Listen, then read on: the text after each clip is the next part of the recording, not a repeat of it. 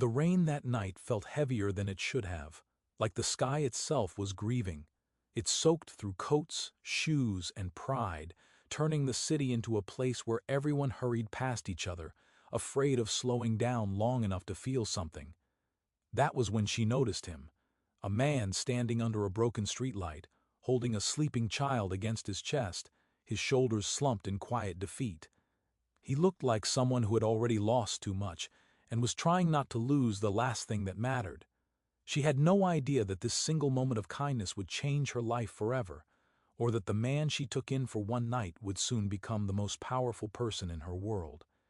Before the story continues, if you believe in kindness, second chances, and the power of compassion to change lives, take a moment to like this video, share it with someone who needs hope, comment your thoughts, and subscribe to the channel Kindness Flow. Your support keeps stories like this alive. Her name was Mireya Cole, and life had taught her early that survival often came before comfort. She lived in a modest apartment on the quieter edge of the city, the kind of place where the walls were thin, the paint slightly chipped, and the elevator never worked when you needed it most. But it was home.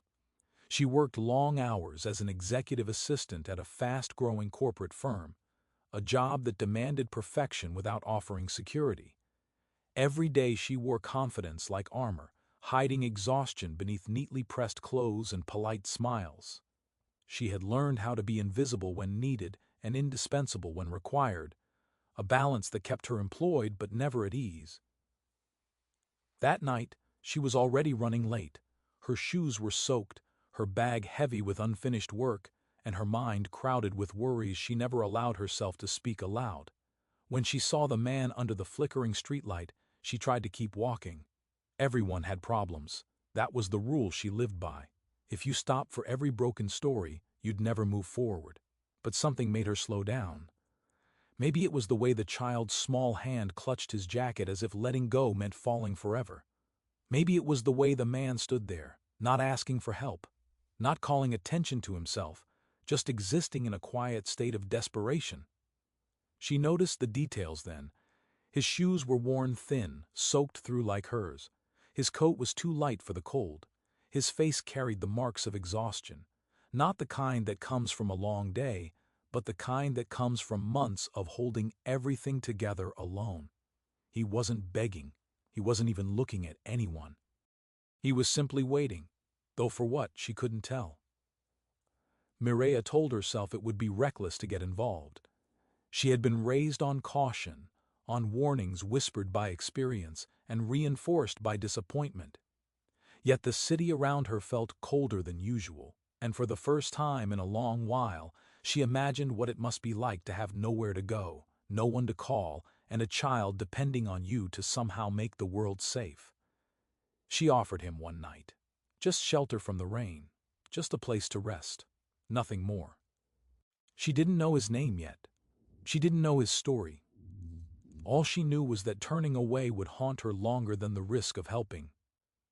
Her apartment felt smaller than usual, with 2 extra souls inside. The heater rattled as it struggled against the cold, and the smell of instant soup filled the room. The child, a little boy named Adarlo, never woke as his father gently laid him down on the couch. The care in the man's movements said more than words ever could. He moved like someone afraid that one wrong step might break the only good thing left in his life. The man introduced himself as Rowan Hale, though the name meant nothing to her then. He spoke little, not out of rudeness but out of restraint, as if every word cost energy he couldn't afford to waste. Mireya noticed how he kept glancing at his son, how even in rest his body remained alert, ready to protect. She didn't ask many questions, and he didn't offer many answers. There was an unspoken agreement between them, to let the night be just that, a pause in the chaos, a small mercy neither of them fully trusted. As Mireya lay awake later, listening to the hum of the heater and the distant sound of traffic, she wondered when her life had become so narrow.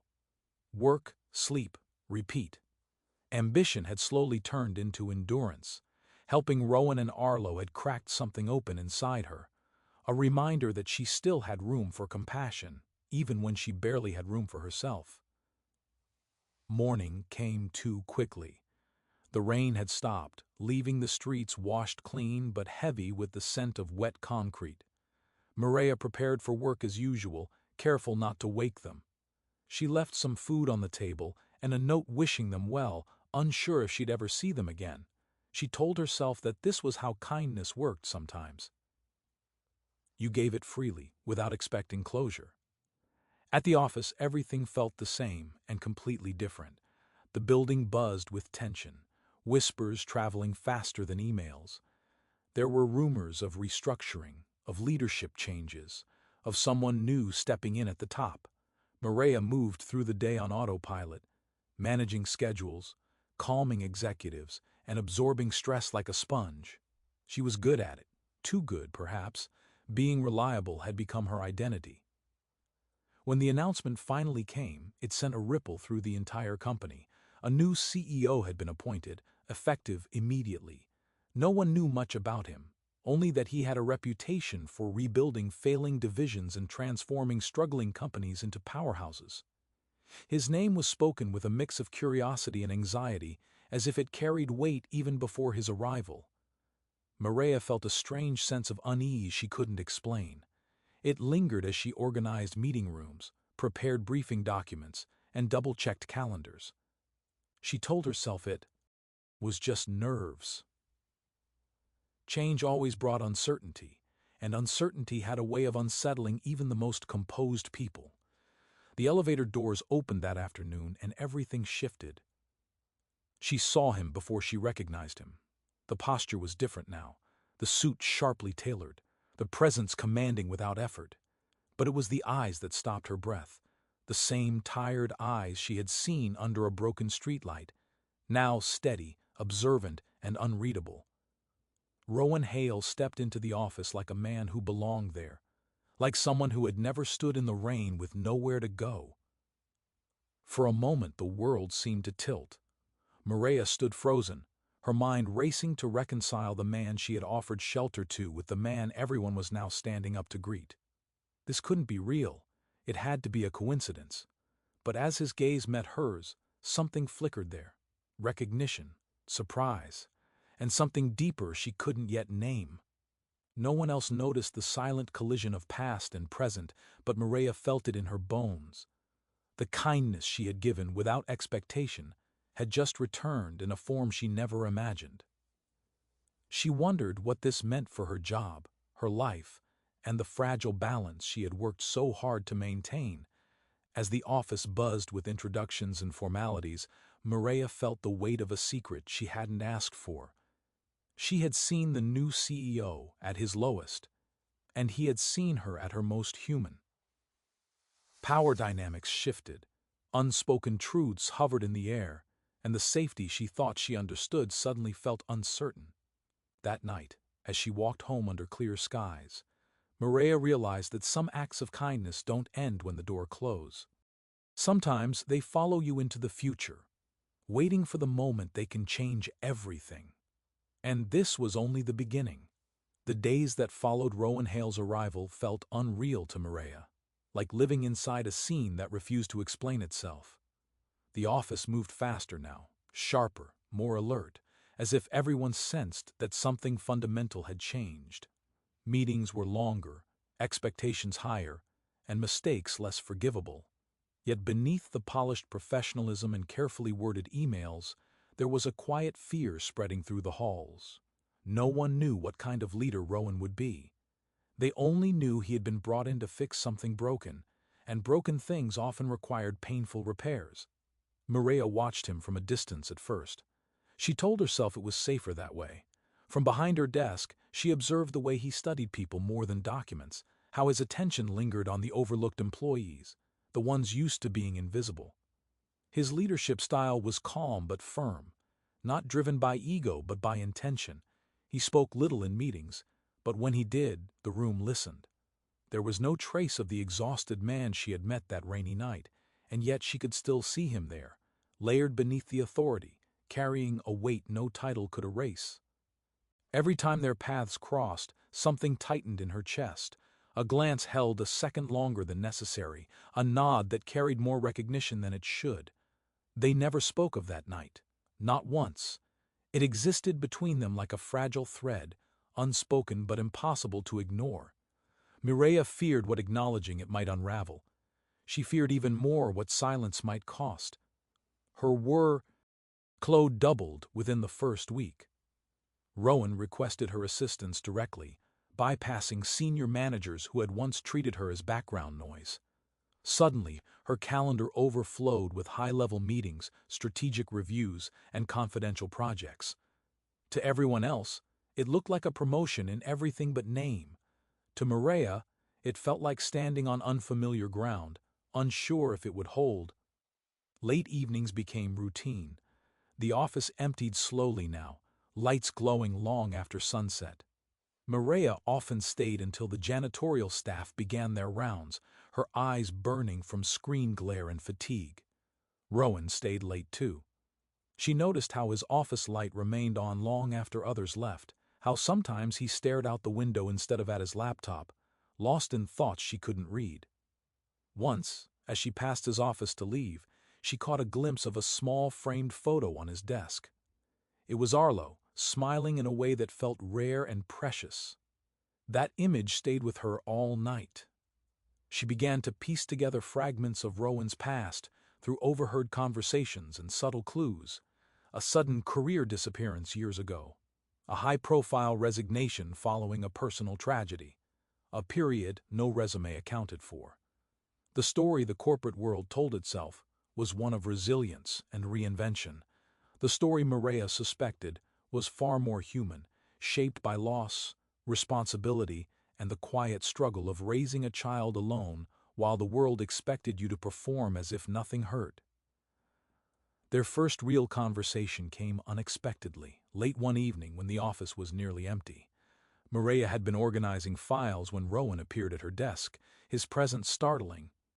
In the silence, he thanked her for her work, not with generic praise, but with specific acknowledgement that told her he truly saw what she did. The words landed deeper than he could have known. Mireia had spent years feeling replaceable, overlooked despite her competence. Being seen felt unfamiliar, almost dangerous. After that, the distance between them shifted. Not closed, but altered. They spoke more, cautiously at first, about work, strategy, goals for the company. He asked her opinion, genuinely listened to her ideas, and implemented them without taking credit. Each interaction chipped away at the wall she had built around herself. Still, neither of them crossed the invisible line into the past they shared. Outside the office, Mireia's life grew quieter. She declined invitations she couldn't afford emotionally, spent weekends alone, and thought more than she slept. She wondered if kindness always came with consequences, if helping someone meant accepting that your life might never return to what it was before. She told herself she had done the right thing. She just hadn't expected the right thing to follow her so closely. One evening, as she prepared to leave, Rowan approached her with an unusual hesitation. He mentioned Arlo in passing, how the boy was adjusting to a new school, how change had been hard but necessary. The vulnerability in his voice caught her off guard. This was not the CEO speaking. This was a father trying to hold his world together. Mireia felt the weight of that truth settle between them, heavy and tender all at once. That night, she walked home slower than usual, replaying his words in her mind. She realized that Rowan's success hadn't erased his struggles. It had only hidden them behind better lighting and tailored suits. Power hadn't protected him from pain. It had merely given him a larger stage on which to carry it. The company, meanwhile, began to transform. Departments restructured, toxic managers quietly exited, long-neglected employees were promoted. The atmosphere shifted from fear to cautious hope. People worked harder not because they were afraid, but because they felt invested. Mireia watched this change with awe. She had seen Rowan at his lowest, and now she was witnessing what he built when given a chance to rise again. But growth always comes with resistance. Whispers started circulating.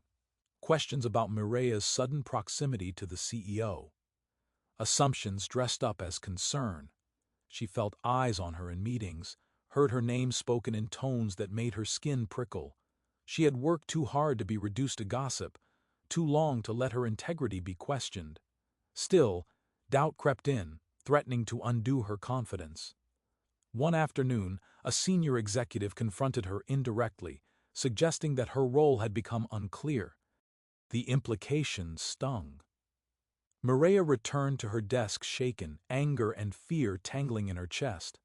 She wondered if kindness had made her vulnerable, if offering help had marked her as weak instead of compassionate. That evening, Rowan called her into his office. He addressed the rumors without naming them, reaffirmed her position, and clarified her responsibilities in unmistakable terms. His support was quiet but absolute.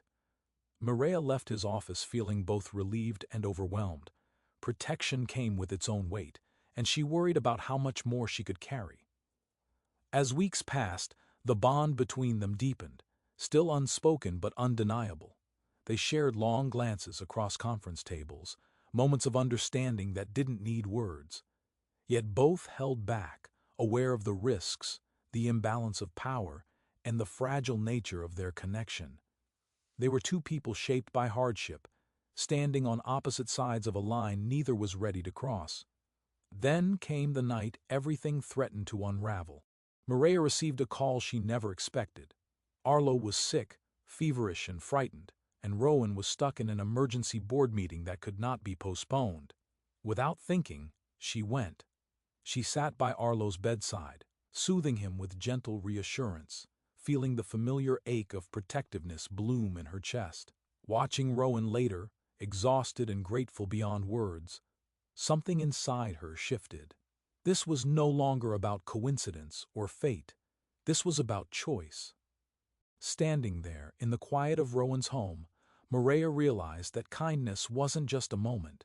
It was a thread woven through lives, connecting people in ways that power and success never cow.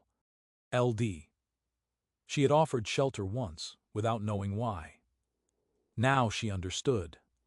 Some people enter your life not to take from you, but to remind you of who you are when you choose compassion over fear.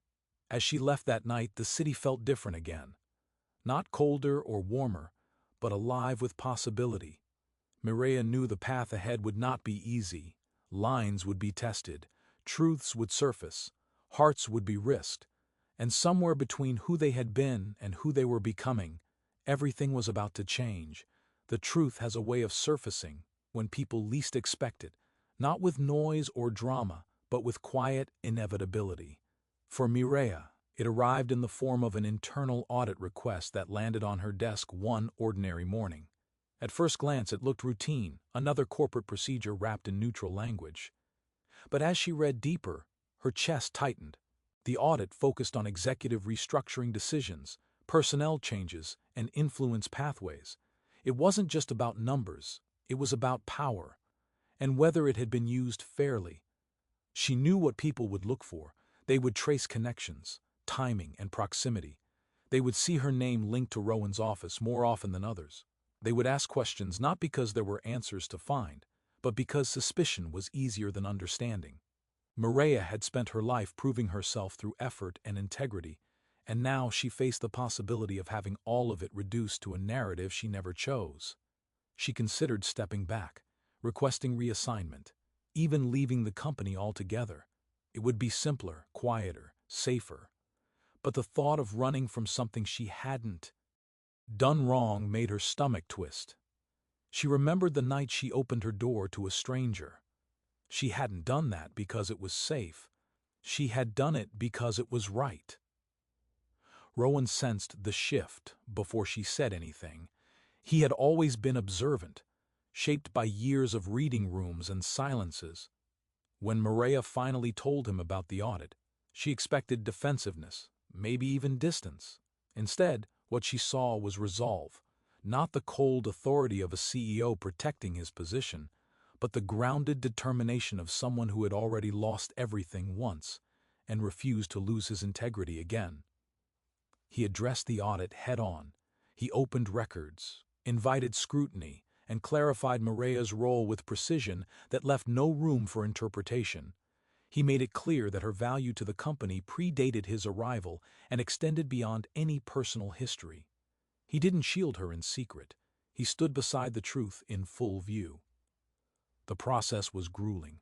Weeks of interviews, document reviews, and whispered conversations that stopped when Mireya entered a room. She learned how isolating it felt to be visible in the wrong way.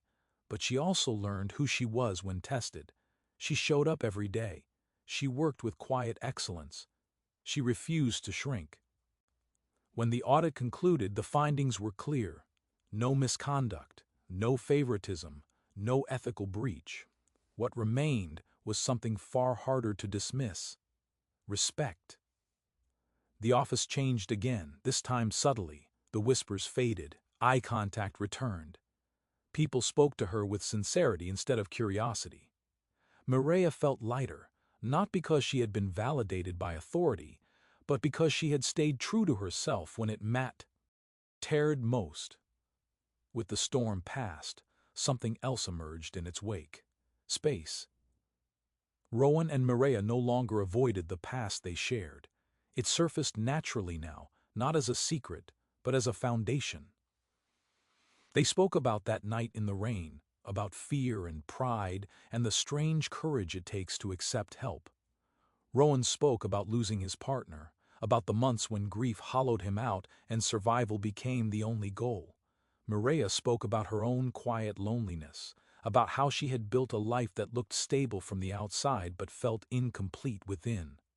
There was no rush, no grand declaration, just two people recognizing each other fully, not as rescuer and rescued, not as CEO and assistant, but as equals shaped by hardship and hope. Arlo became part of Mireya's world in gentle, unforced ways. Weekend walks, shared meals, laughter that filled spaces Mireya hadn't realized were empty. Watching Rowan as a father softened something in her, not because he was perfect, but because he was present. He showed up, again and again, with patience and humility. Love, she realized, wasn't loud. It was consistent. The company flourished under Rowan's leadership, not because he demanded loyalty, but because he modeled humanity. People stayed late not out of fear, but belief. Mireya's role evolved, officially this time. Her insight shaped decisions at the highest level, and her voice carried weight earned, not given. One evening, long after the office had emptied, Mireya stood by the window where she had once seen Rowan lost in thought. The city lights shimmered below, full of stories intersecting in ways no one could predict. She thought about how close she had come to Wall King past him that night. How easy it would have been to choose comfort over compassion. She understood now that kindness isn't about changing the world all at once. It's about changing one moment, one decision, one life at a time. And sometimes, when you're brave enough to open your door to someone else, you open a door in yourself you didn't know existed. If this story has touched your heart, if it reminded you that kindness can come back in the most unexpected ways, please take a moment to like this video, share it with someone who believes in second chances, and subscribe to Kindness Flow. Your support helps stories like this reach hearts that need them most. And before this story ends, we have a special request for you. Please comment below and tell us this: do you believe one small act of kindness can change a destiny? We read every comment, and your words matter more than you know. Mireya never became famous. Rowan never forgot where he came from. Arlo grew up knowing that the world could be harsh, but it could also be gentle. And somewhere between a rainy night and a corner office, 3 lives were quietly rewritten by a single choice to care. Because sometimes, the people who walk into your life when you least expect it are not accidents at all. They are answers to prayers you were too tired to say out loud. And that is how one night of kindness became a lifetime of meaning.